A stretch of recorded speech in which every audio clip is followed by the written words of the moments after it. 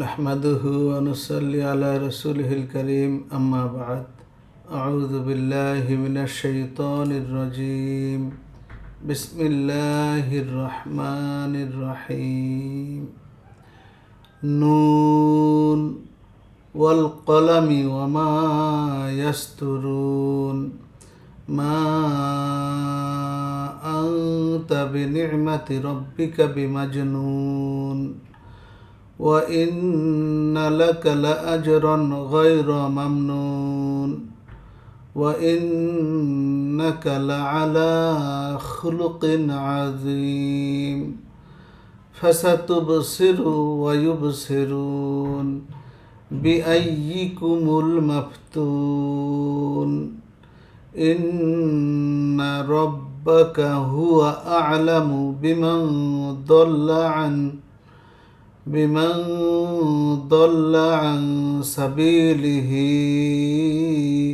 وهو أعلم بالمهتدين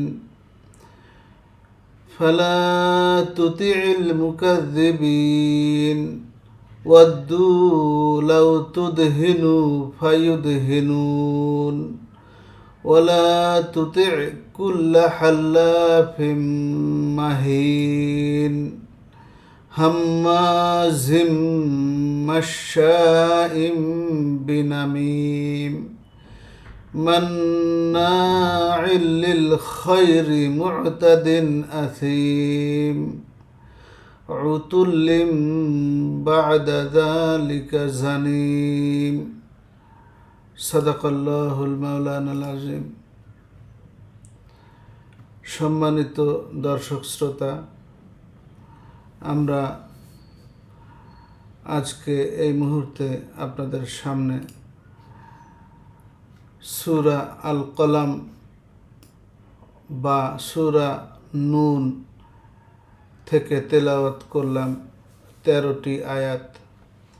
আমরা এ পর্যায়ে এই 13টি আয়াতের দার্স এবং তাফসির প্রদান করার চেষ্টা করব। আল্লাহ আমাদেরকে তৌফিক দান করুন।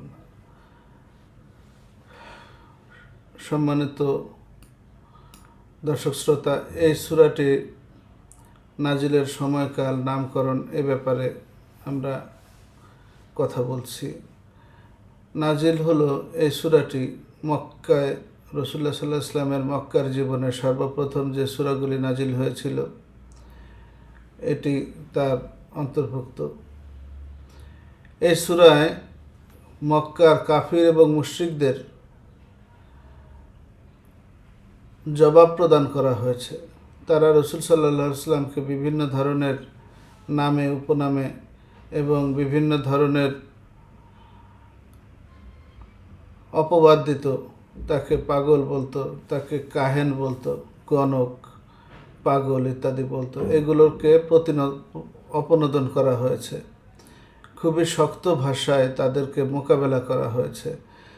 এবং শুধু তাই না, কোরআন শরীফ সংক্রান্ত আরও অনেক উন্নত মানের কথা তাদেরকে প্রতিহত করার জন্য বলা হয়েছে। তো নামকরণের ব্যাপারে এই সূরার প্রথমেই রয়েছে শব্দ দুটি, নুন এবং কলম। এই শব্দ দুটি থেকেই এই সূরার নামকরণ এসেছে।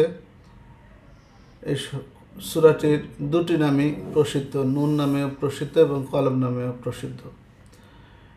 নামকরণ শুনলাম, নাজিল হওয়ার সময়কাল শুনলাম, এটা মক্কা এবং মক্কার কাফির মুশরিকদের বিরোধিতার ক্ষেত্রে এটি জবাব হিসেবে প্রদান করা হয়েছে। মূল বক্তব্য অবশ্যই এখানে রাসূল সাল্লাল্লাহু আলাইহি ওয়াসাল্লামকে পরিপূর্ণভাবে চরিত্রবান হিসেবে তুলে ধরা এবং তার বিরোধিতাকারীদেরকে নাস্তানাবুদ করা, তাদের সব ধরনের অচল যুক্তিগুলোকে প্রতিহত করা। এবং সূরার মাঝখানে আরও বেশ কিছু আলোচনা এসছে, যেগুলো কিছু ঐতিহাসিক ঘটনার প্রেক্ষাপট তুলে ধরে আল্লাহ রাব্বুল ইজ্জত আমাদেরকে শিক্ষা নেওয়ার জন্য উপদেশ করেছেন। এবং শেষের দিকে তাওহীদ এবং রিসালাতের ব্যাপারটি তুলে ধরা হয়েছে। তো আমরা তেলাওয়াত করেছি। এ পর্যায়ে আমরা শাব্দিক এবং ব্যাখ্যামূলক অনুবাদের দিকে যাচ্ছি। প্রথমেই বলা হচ্ছে নুন। নুন শব্দ আরবি বর্ণমালার একটি বিশেষ বর্ণ। এ জাতীয় বর্ণগুলি বিচ্ছিন্ন অক্ষর হিসেবে আল হুরুফ আল মুকাত্তাআত বা বিচ্ছিন্ন বর্ণমালা হিসাবে বিভিন্ন সূরার শুরুতে আল্লাহ রাব্বুল ইজ্জত প্রদান করেছেন। এই বর্ণমালাগুলির সঠিক অর্থ আল্লাহ রাব্বুল ইজ্জত নিজে জানেন এবং এগুলো আয়াতে মুতাশাবিহাতের অন্তর্ভুক্ত রয়েছে। আমরা জানি যে কুরআনুল হাকিমের মধ্যে দুই ধরনের আয়াত হয়, একটা হলো মুহকাম আর একটা হলো মুতাশাবিহ। মুহকাম আয়াত হলো যে আয়াতগুলো স্পষ্ট অর্থ রয়েছে এবং তার বর্ণনা ভঙ্গি ক্লিয়ার, কি বলতে চাচ্ছে, কি বোঝাতে চাচ্ছে, কি হুকুম সেখানে তৈরি হচ্ছে, সব কিছু পরিপূর্ণভাবে পরিষ্কারভাবে বোঝা যায়। আর হুরুফুল মুকাত্তাআত এগুলো মুতাশাবিহাতের অংশ। মুতাশাবিহাতের অর্থ হলো যেগুলোর বিশেষ অর্থ প্রকাশিত নয়, আল্লাহ রাব্বুল ইজ্জত এগুলো ভালো জানেন। এক্ষেত্রে আমাদের তাফসিরে জালালাইনের ব্যাখ্যাকার তারা লিখেন যে এর অর্থ শুধুমাত্র আল্লাহ রাব্বুল ইজ্জতই জানেন। তবে তারপরেও বিভিন্ন সময়ে বিভিন্ন মুফাসসিরিনগণ কিছুটা প্রাসঙ্গিক অর্থ তুলে ধরার সম্ভাবনা তুলে ধরেছেন। যেমন বলা হচ্ছে যে রাসূল সাল্লাল্লাহু আলাইহি ওয়াসাল্লামের নাম তহা, তারপর ইয়াসিন। তো এরকম এখানে নুন শব্দ দিয়ে রাসূল সাল্লাল্লাহু আলাইহি ওয়াসাল্লামকে উল্লেখ করা হতে পারে, যে প্রাসঙ্গিক আলোচনায় সেটা কিছুটা অনুমান করা যেতে পারে। তবে নুন শব্দের কোনো অর্থ আমরা করব না, এটা করতে যাব না। আল্লাহ রাব্বুল ইজ্জত এটা ভালো জানেন। আল্লাহ আমাদেরকে এর অর্থ বোঝার জন্য এই আয়াতটাকে প্রদান করেন না, বরং এই আয়াতটি নুন আয়াতের অংশ, এটি আমাদেরকে আল্লাহ রাব্বুল ইজ্জত দিয়েছেন। এটা কুরআন শরীফের মুজিজার মধ্যে একটি অংশ, মুজিজা অর্থাৎ এমন একটি জিনিস তোমাদেরকে দিলাম যেটার অর্থ তোমরা জানবে না। যাই হোক, পরবর্তী অংশ যাচ্ছি। ওয়াল কলামি ওমা ইয়াসতুরুন, এখানে ওয়াও হলো কসম, ওয়াল কলামি কলমের কসম, এবং ওমা ইয়াসতুরুন এবং কসম তার যা সে লেখে। কলমের কসম এবং কলম যা লেখে, এক্ষেত্রে দুটি অর্থ করা যায়। একটি হলো সংক্ষিপ্ত অর্থ, যেমন কলমের কসম এবং কলম যা লিখে, সেটা হলো পবিত্র আল কুরআন আল হাকিম। আর বিস্তারিত অর্থে করা যায় কলম, আল্লাহ রাব্বুল ইজ্জত সৃষ্টির প্রথমে একদম শুরুতে কলমকে তৈরি করেছেন এবং কলমকে বললেন, কলম তুমি লিখো। তো কলম জিজ্ঞেস করলো আমি কি লিখব?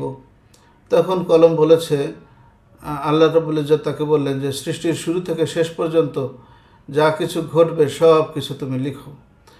তো এখানে এটাকে তাকদীর হিসেবেও বলা হয়, অথবা ওমা ইয়াসতুরুনের অর্থ কোরআনও হতে পারে। কোরআন এবং তাকদীর দুটো হওয়ার সম্ভাবনাই রয়েছে। তো এমন একটি কসম আল্লাহ রাব্বুল ইজ্জত এখানে খেয়েছেন যে সেটার সুবিধা অসুবিধা পুরোটাই আমাদের উপরে সরাসরিভাবে পতিত হয়। আমাদের ভাগ্যলিপিতে যা রয়েছে তা আমরা এড়াতে পারবো না। ভালো হোক মন্দ হোক, সেগুলো আমাদের বিশ্বাস করতে হবে, মেনে নিতে হবে। আমাদের যে ইমানে মুফাসসালের মধ্যে রয়েছে যে ওয়াল কদরি খায়রিহি ওয়া শাররিহি মিনাল্লাহি তাআলা, তো এবং তাকদীর, যার ভালো এবং মন্দ সব কিছু আল্লাহর পক্ষ থেকে আসে। আমরা মুসলমান হিসেবে এটাকে বিশ্বাস করি।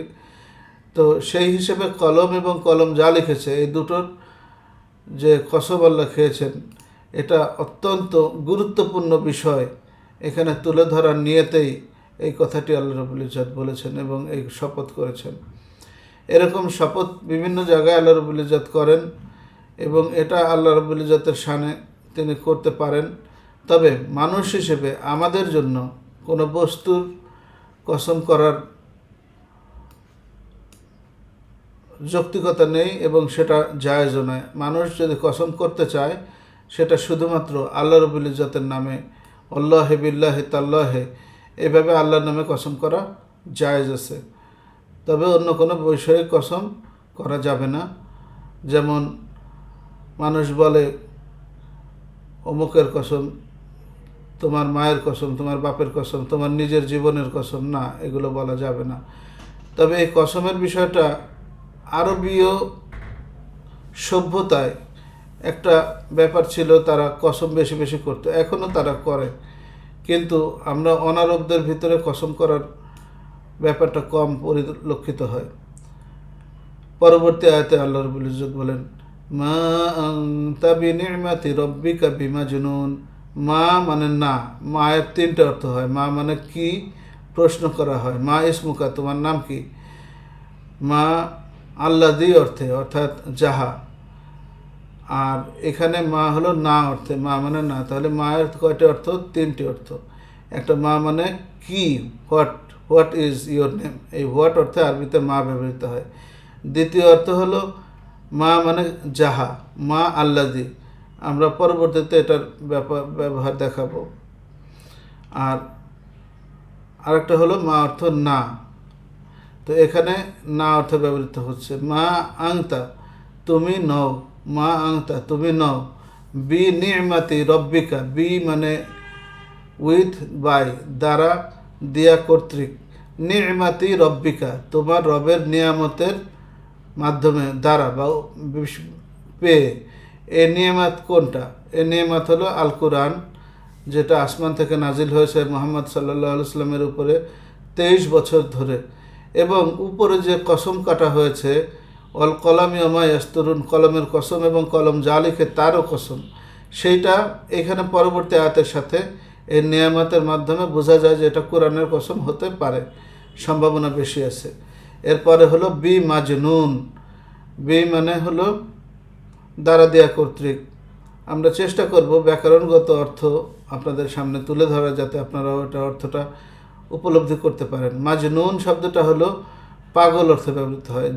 আমরা জিনে ধরা রোগী বলি না, এখানে মাজনুন। মাজনুন শব্দটা এসমে মাফউলের সিগা, সেটার মূল জিম এবং নুন, জিন্নুন থেকে আসছে। মানে যদি কাউকে জিনে ধরে সে পাগল হয়, সে পাগলামি করে, কি বলে কি না বলে কিছুই বুঝতে পারে না, এলোমেলো তার জীবনযাত্রা, তারপরে আলুথালু তার পোশাক পরিচ্ছদ, তারপরে কথাবার্তা এলোমেলো, গুছিয়ে কথা বলতে পারে না, গুছিয়ে কাজ করতে পারে না, জিনে ধরা রোগী ইত্যাদি। তো এই কথাটি হলো, পুরো আয়াতের অর্থ হলো, হে মুহাম্মদ সাল্লাল্লাহু আলাইহি ওয়াসাল্লাম, আল্লাহর পক্ষ থেকে যে নিয়ামত আপনি পেয়েছেন, এই নিয়ামত প্রাপ্তির মাধ্যমে আপনি পাগল বনে যান নাই, পাগল হয়ে যান নাই। মানে আপনি আগে ভালো ছিলেন, এখন কোরআন পাওয়ার পরে পাগল হয়েছেন না, এই ঘটনা সত্য নয়। আরবের পাপিষ্ঠরা, মক্কার কাফির এবং মুশরিকরা রাসূল সাল্লাল্লাহু আলাইহি ওয়াসাল্লামের ব্যাপারে বলতো যে মুহাম্মদ পাগল হয়ে গেছে। তো পাগল হয়ে গেছে কিভাবে? যে তারা জিনে ধরেছে, সে পাগলের মতন প্রলাপ করছে। আসলে রাসূল সাল্লাল্লাহু আলাইহি ওয়াসাল্লাম তার 40 বছর জীবনে আল আমিন হিসেবে পরিচিত ছিলেন, সাদিক হিসেবে পরিচিত ছিলেন, সত্যবাদী, বিশ্বস্ত, আমানতদার, এমন একজন নবী, এমন একজন রসুল। তিনি যখন কোরআনের দাওয়াত দেওয়া শুরু করলেন, তাওহীদের বক্তব্য দেওয়া শুরু করলেন, তখন আরবের লোকেরা তাকে পাগল বলা শুরু করলো, যে তাকে সে পাগল হয়ে গেছে, তাকে জিনে ধরেছে। তো রাসূল সাল্লাল্লাহু আলাইহি ওয়াসাল্লামকে কি জিনে ধরেছে? আল্লাহ বলছেন যে না, হে মুহাম্মদ, তোমার রবের পক্ষ থেকে যে তুমি নিয়ামত প্রাপ্ত হয়েছ, এই নিয়ামত কি? পবিত্র কুরআনুল হাকিম। সেই নিয়ামত আপনারা এখন শুনছেন। সারা পৃথিবীর মানুষ এই নিয়ামত পেয়ে আখিরাত সম্পর্কে অবগত হচ্ছে। যদি এই নিয়ামত পৃথিবীর মানুষকে আল্লাহ রাব্বুল ইজ্জত প্রদান না করতেন, তাহলে মানুষের পক্ষ থেকে আখিরাতের সংবাদ শোনার আর কোনো উপায় থাকতো না। এজন্যই এটা হলো অনেক বড় নিয়ামত। তো ওহির মাধ্যমে আল্লাহ রাব্বুল ইজ্জত রাসূল সাল্লাল্লাহু আলাইহি ওয়াসাল্লামকে এই নিয়ামত প্রদান করেছেন। আমরা সে নিয়ামত পেয়েছি রসুলের রিসালাতের মাধ্যমে, এবং এটার মাধ্যমে রসুল সাল্লাল্লাহু আলাইহি ওয়াসাল্লাম পাগল বনে যাননি। এই কথাটি আল্লাহ রাব্বুল ইজ্জত এত বড় কসম করে বললেন। তো আমরাও বিশ্বাস করি যে আমাদের রসুল সাল্লাল্লাহু আলাইহি ওয়াসাল্লাম পাগল ছিলেন না, পাগল হন নাই, বরং কাফের মুশরিকরা যে অভিযোগ তার নামে আনছে, এটা সম্পূর্ণ অসার, অযৌক্তিক, মিথ্যা, প্রতারণামূলক ইত্যাদি। পরবর্তী আয়াত, ওয়া ইন্না লাকা লা আজরান গায়রা মামনুন। ওয়া মানে এখানে এবং ওয়াওয়ের দুটো অর্থ আমরা করলাম। পূর্ববর্তী শুরুর আয়াতে নুন অল কলামি ওমায়াস্তুরুন, অল কলামি কলমের কসম, ওইখানে অর্থ কসম। আর এখন যেটা ওয়া ইন্না লাকা, এখানে এই আয়াতের অটা হচ্ছে আপনার হরফে আতফ, মানে সংযোগ প্রদানকারী অব্যয়। ওয়া ইন্না লাকা, এবং রয়েছে আপনার জন্য, ওয়া ইন্না নিশ্চয়, লাকা আপনার জন্য রয়েছে, কি রয়েছে, লা আজরন গয়র মামনুন। এখানে দেখুন ইন্না একটা গুরুত্বপূর্ণ নিশ্চয়তাবোধক শব্দ, আবার আজরনের আগেও আবার লা ব্যবহার করা হয়েছে, দুইবার এখানে নিশ্চয়তাবোধক শব্দ ব্যবহার করা হয়েছে। লা আজরন অবশ্যই প্রতিদান, গয়র মামনুন যেটা কখনো ফুরাবে না, অফুরন্ত প্রতিদান আপনার জন্য রয়েছে। অর্থাৎ এবার আমরা ব্যাখ্যামূলক আলোচনা যাচ্ছি, যে নিয়ামত আপনাকে আপনার প্রভু দিয়েছেন সেই নিয়ামতের কারণে আপনি পাগল নন, এটা তো বুঝতেই পারছেন, আমি তো বললামই কসম করে। পাশাপাশি এটাও বলছি যে আপনার জন্য এই নিয়ামতের কারণে রয়েছে অফুরন্ত প্রাপ্তি, অফুরন্ত পুরস্কার। এটা পৃথিবীর জীবনেও আল্লাহ রাব্বুল ইজ্জত রাসূল সাল্লাল্লাহু আলাইহি সাল্লামকে প্রদান করেছেন, এবং আখিরাতের জীবনেও আল্লাহ রাব্বুল ইজ্জত রাসূল সাল্লাল্লাহু আলাইহি সাল্লামকে তা প্রদান করবেন। দুনিয়ার জীবনে এই যে অফুরন্ত পুরস্কার কি, তার অফুরন্ত পুরস্কারের ভিতরে রয়েছে যে তিনি রসুল হিসেবে অত্যন্ত উন্নত মর্যাদার অধিকারী হয়েছেন। আল্লাহ রসুলের নামকে আল্লাহ রাব্বুল ইজ্জত তার নিজের নামের সাথে সংশ্লিষ্ট করে দিয়েছেন। প্রতিদিন আজানের সাথে, ইকামতের সাথে, নামাজের মধ্যে রসুল সাল্লাল্লাহু আলাইহি ওয়াসাল্লামের নামকে সম্মানের সাথে স্মরণ করা হয়, এটা তার জন্য একটা বিরাট বড় প্রাপ্তি। এরপরে রয়েছে তিনি মক্কা জীবন শেষ করে মদিনার জীবনে যখন পৌঁছালেন, তখন তিনি সেখানে রাষ্ট্র ব্যবস্থার মালিক হলেন, ইসলামকে দিন হিসাবে যথাযথভাবে প্রতিষ্ঠিত করতে পারলেন, এবং তার সাহাবীরা তাকে অত্যন্ত ভালোবাসত। এগুলি তার দুনিয়ার জীবনের সফলতার প্রাপ্তি, স্বর্ণশিখর, সাকসেস অফ দ্য লাইফ দুনিয়ার জীবনে। আখিরাতের জীবনে তার জন্য অনেক অনেক পুরস্কার রয়েছে, যেমন রয়েছে হাউজে কাউসারের পানি, ইন্না আ'তাইনা কাল কাউসার। এই সূরার ভিতরে এই কাউসার শব্দের হাউজে কাউসারের কথা বলা হয়েছে। সেটা একটি উন্নত মানের ঝর্ণাধারা, যেটা রাসূলুল্লাহ সাল্লাল্লাহু আলাইহি ওয়াসাল্লামকে আল্লাহ রাব্বুল ইজ্জত প্রদান করবেন হাসরের মাঠে। সেই হাউজে কাউসার থেকে মানুষেরা পানি পান করবে, তৃপ্ত হবে। এরপরে রয়েছে মাকামে মাহমুদ, যে মাকামে মাহমুদকে বলা হয়, এটা জান্নাতের একটি বাড়ি, যে বাড়িতে রাসূল সাল্লাল্লাহু আলাইহি ওয়াসাল্লাম সবচেয়ে উন্নত মানের ফ্যাসিলিটি থাকবে। আর সুপারিশের যে অধিকার, এই জিনিসটা আল্লাহ রাব্বুল ইজ্জত তাকে প্রদান করবেন, সেটাকেও বলা হচ্ছে মাকামে মাহমুদ। তো উন্নত প্রশংসিত অবস্থা রাসূল সাল্লাল্লাহু আলাইহি ওয়াসাল্লামকে আল্লাহ প্রদান করলেন দুনিয়া এবং আখিরাতে।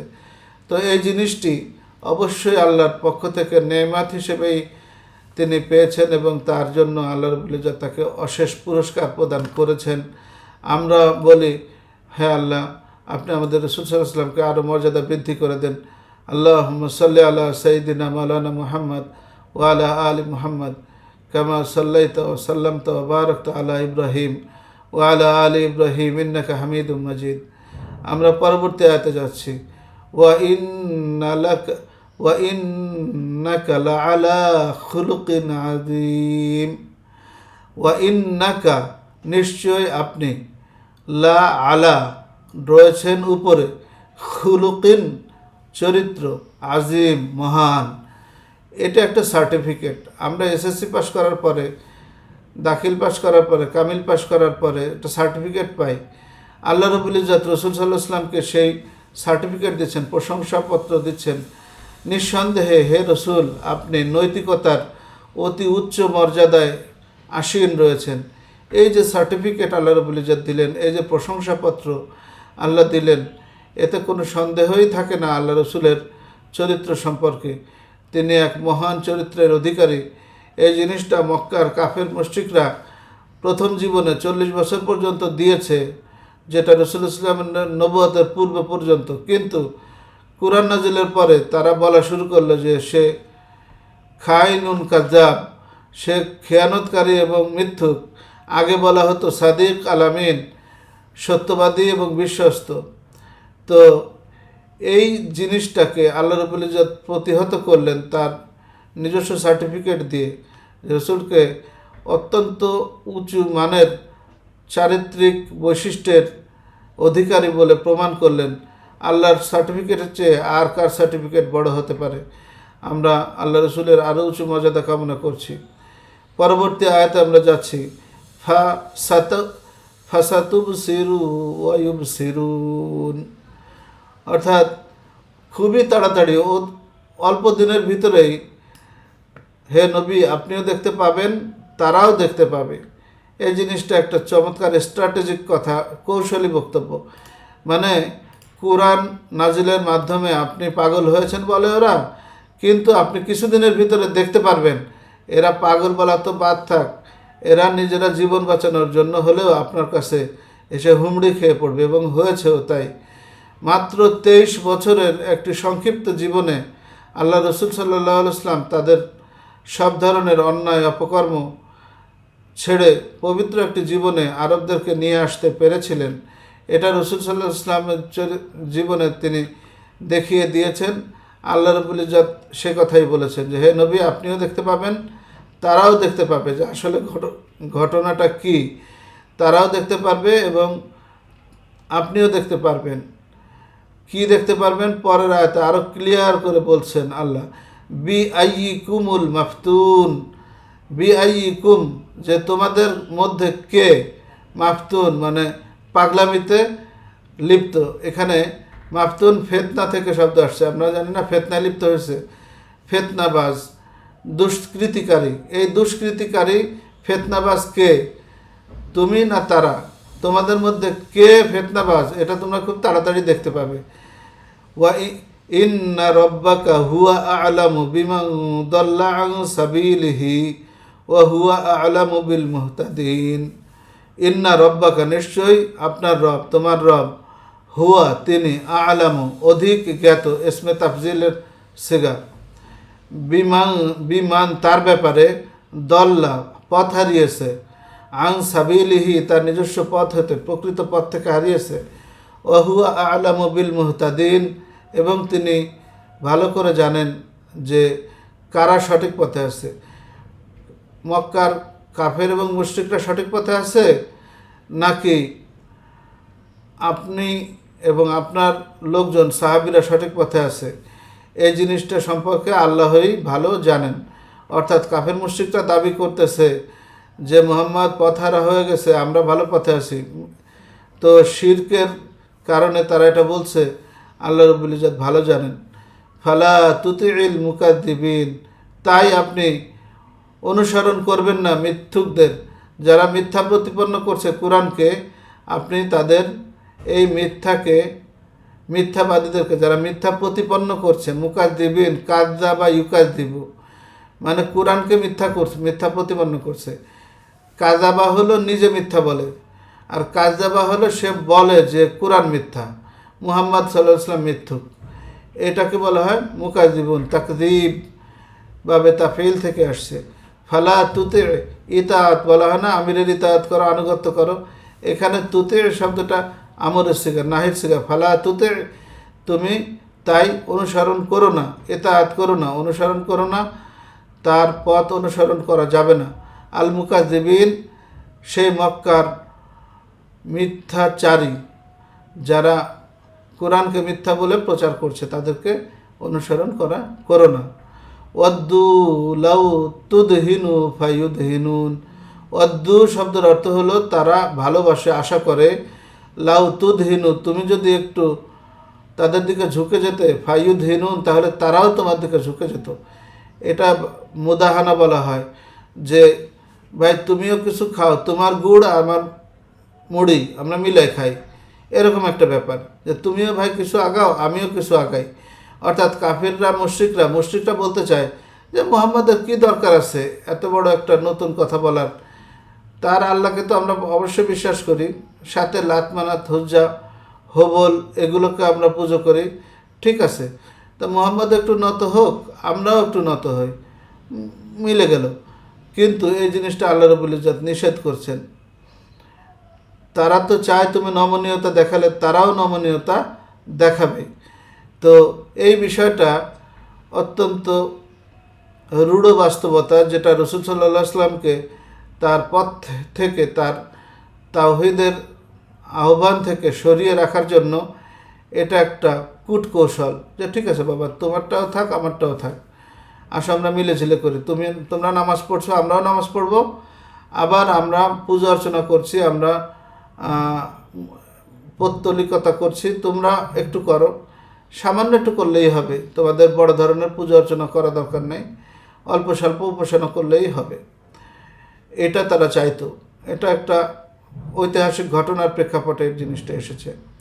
ওয়ালা তুতি কুল্লা হাল্লাফিম মাহিন, ওয়ালা তুতি, ওই একটু আগে যেটা বলা হয়েছে এটা কি, যে আপনি অনুসরণ করবেন না, কুল্লা মানে সকল, সবাই, হাল্লাফিম মাহিন, হাল্লাফিন মানে যে কথায় কথায় কসম কাটে, এরকম লোককে আপনি অনুসরণ করবেন না। মাহিন মানে যে মর্যাদাহীন। তো এটা একজন ব্যক্তির কথা তুলে ধরা আছে, এটা শানে নুজুলে বলা আছে যে আরবের মক্কার একজন মুশরিক, যেটা ওলীদ ইবনে মুগিরা, অনেক সম্পদশালী ব্যক্তি, সে এই মুদাহানা এর জন্য অফার করেছিল যে তোমরাও কিছুটা পালন করো আমরাও কিছুটা পালন করি।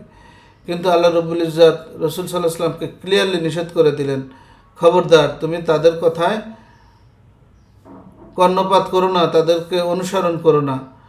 এবং তাদের পরিচয় কি, তারা অধিক কসম করে এবং তারা অপদস্থ ব্যক্তি, এবং হাম্মাজিম মাশাইম বিনামিম, যে গীবত করে চগলখড়ি করে বেড়ায়, এটা তাদের স্বভাব।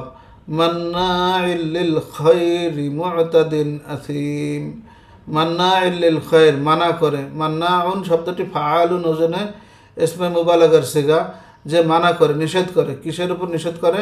লিল খায়রি, কল্যাণের কাজে অগ্রগতি অর্জন করতে নিষেধ করে, ভালো কাজে বাধা দেয়। মান্নাইল লিল খায়র, ভালো কাজে বাধা দেয়। মু'তাদিন আসিম, মু'তাদিন আসিম, জুলুম এবং বাড়াবাড়িতে সীমা লঙ্ঘন করে। মু'তাদিন হলো সীমা লঙ্ঘন করে, আসিম পাপিষ্ঠ। উতুল্লিম বা'দা যালিকা জানিম, চরম পাপিষ্ঠ, ঝগড়াটে ও হিংস্র, এবং সর্বোপরি বজ্জাত। বজ্জাত মানে সে তার পিতার সন্তান নয়। এদেরকে আমরা বাংলাদেশে আমরা বলে থাকি যে হারামজাদা, অথবা বলা হয় জারজ সন্তান। তো যে ব্যক্তির ব্যাপারে এখানে বলা হয়েছে, সে ব্যক্তির এবং তাদের দলের লোকদের চরিত্র তুলে ধরা হয়েছে, যে এরকম একটি বাজে স্বভাব তাদের রয়েছে, এবং এরকম লোকের আপনি কখনোই আনুগত্য করবেন না। তারা কোরআনের বিরোধিতা করে, তারা সত্যের বিরোধিতা করে, কল্যাণের বিরোধিতা করে, আল্লাহর নিয়ামত কোরআনকে অস্বীকার করে, এবং তারা বলতে চায় যে এই কোরআন নাজিলের মাধ্যমে তাদের শহরের মুহাম্মদ এখন পাগল হয়ে গেছে এবং জাদুগ্রস্ত হয়ে গেছে। তো এটা অত্যন্ত খারাপ এবং পরিতাপের বিষয় যে মক্কার কুরাইশরা আল্লাহর নিয়ামত পেল এবং তারপরে তারা অস্বীকার করলো। অন্য একটি জায়গায় আল্লাহ রাব্বুল ইজ্জত বলেছেন, ইয়ারিফুনা নি'মাতাল্লাহি, তারা আল্লাহর নিয়ামতকে বুঝতে পেরেছে কিন্তু তারপরেও তারা সেটাকে অস্বীকার করেছে। তো আমরা আমাদের এই সূরা নুন অথবা সূরা কলাম এর 1 থেকে 13 নম্বর আয়াত পর্যন্ত অনুবাদ শুনলাম, ব্যাখ্যামূলক অনুবাদ শুনলাম। এ পর্যায়ে আমরা এখান থেকে শিক্ষা এবং আমাদের বিষয়বস্তু সারসংক্ষেপ আলোচনা করব। তো শিক্ষা হলো যে প্রথম কথা, আল্লাহ রাব্বুল ইজ্জত কলম এবং কলম যা লিখেছে তার কসম করেছেন। তারপরে বলেছেন যে হে নবী, আপনার চরিত্র অত্যন্ত উত্তম, আপনি অত্যন্ত ভালো চরিত্রের অধিকারী। আপনাকে ওরা যে বলছে যে পাগল, আপনি আসলে পাগল হন নাই, আল্লাহর নিয়ামতের মাধ্যমে আপনি পাগল হন নাই। তো আল্লাহর নিয়ামত এই কোরআনকে আমাদের বুঝতে হবে, ব্যক্তি জীবনে এটাকে শিক্ষা গ্রহণ করতে হবে, আলোচনা করতে হবে, এবং সে কোরআনের মধ্যে আমাদের যে আহ্বান জানানো হয়েছে তা হলো ভালো কাজ করার জন্য একে অপরকে চেষ্টা করতে হবে, দাওয়াত দিতে হবে, কোরআনের শিক্ষাকে সম্প্রসারিত করতে হবে। তো আমরা আমাদের এই দর্সের মাধ্যমে কোরআনের আয়াতকে মানুষের মাঝখানে ছড়িয়ে দেওয়ার প্রচেষ্টা করছি। আপনারাও এটা সামিল হতে পারেন, আমাদের এই তাফসিরগুলি আপনারা শেয়ার করতে পারেন, তাতেও আমাদের সকলের সদকায়ে জারিয়ার অংশ হবে। এবং এর পরবর্তীতে কাফের মুশরিকদের পরিচয়গুলো অত্যন্ত সত্যকারে তুলে ধরা হয়েছে যে তারা দুষ্টু প্রকৃতির লোক, মন্দ কাজের কাজী। তো বর্তমান সমাজেও যদি কেউ কোরআনের দাওয়াতকে প্রতিহত করতে চায় এবং সেটাকে প্রতিষ্ঠার পথে বাধাদান করে, তাদেরও এই একই পর্যায়ের অন্তর্ভুক্ত তারা হবে। তো আল্লাহ আমাদের সকলকে তৌফিক দান করুক যাতে আমরা দ্বীনের খেদমত করতে পারি, কোরআনের প্রচার প্রসার ঘটাতে পারি। আল্লাহ আমাদের সকলকে তৌফিক দান করুক। আমিন। আসসালামু আলাইকুম ওয়া রাহমাতুল্লাহ। আমাদের এই চ্যানেলটিতে আমরা নিয়মিত তাফসির প্রদান করব, আপনারা সাবস্ক্রাইব করে রাখতে পারেন এবং অন্যদেরকেও শেয়ার করে সহযোগিতা করতে পারেন। আপনাদের সহযোগিতা একান্তভাবে আমরা কামনা করছি।